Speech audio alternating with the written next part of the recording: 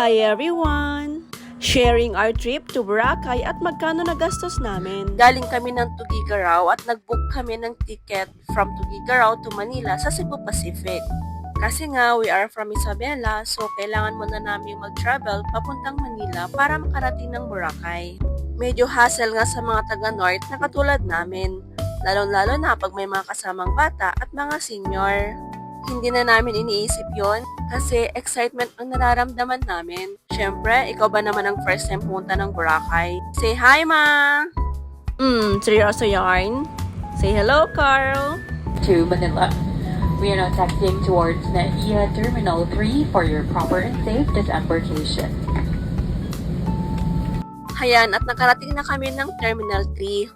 Pero kailangan namin mag-transfer sa Terminal 2 kasi doon ang next travel namin. Huwag nga kayo mag-worry sa travel kasi meron silang free shuttle papuntang Terminal 2. At ito na nga, touchdown, Terminal 2. Sa next travel namin, sa AirAsia nga kami nag-book papuntang Boracay. Excited na mga yarn.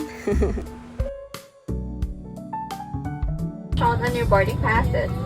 We discourage unauthorized changing of seats due to aircraft weight and balance restrictions.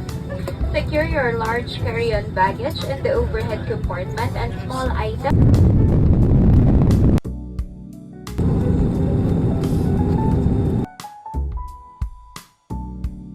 Welcome to Boracay! Meron nga silang ino-offer dyan na buggy car para papunta sa airport ng Boracay. Pero syempre, mas prefer namin maglakad. Mas maganda maglakad kasi madami naman kami. Hindi naman kasi ganong mainit.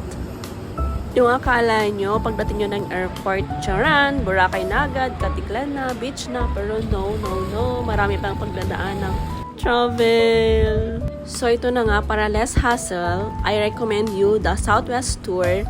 Si Kuya JR, kinausap niya na sila na yung bahala sa travel namin papuntang Katiklan para less hassle na din pagbalik namin papuntang Boracay Airport.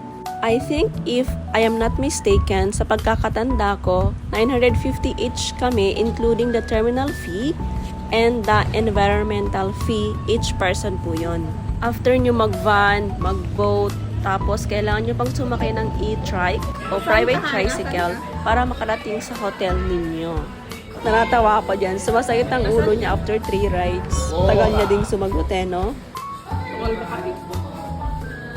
So, welcome to Royal Park Resort Hotel in Boracay. Pagkarating nga namin dito sa hotel, syempre, meron silang pa-welcome drinks.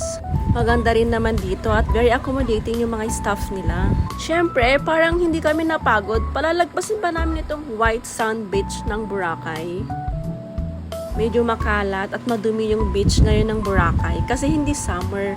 Siguro mas prefer ko punta dito ng summer. Kaso, syempre, kailangan talaga ready ka kasi siksikan ang mga turista. Basta, mag-i-enjoy na lang kami. Kung pupunta kayo dito sa Boracay, i-enjoy yung moment. Grabe, as in, ito ay isang paraisong lugar.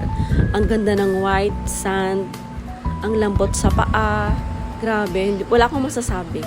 Pero syempre, mas maganda talaga summer ang pagpunta nyo. Para ma-enjoy nyo at marami kayong makikitang afam. Syempre, ihanda din ninyo yung mga bulsa nyo kasi ang daming mga activities dito na pwedeng gawin. Hindi rin biro mga foods, medyo pricey. Sasabihin ko sa inyo lahat ng mga nagastos namin in total after ko ma-upload yung part 2 kasi gusto kong i-upload yung activity na ginawa namin. Masyado na ngang mahaba itong mini vlog ko. Thank you for watching. Wait nyo po yung part 2.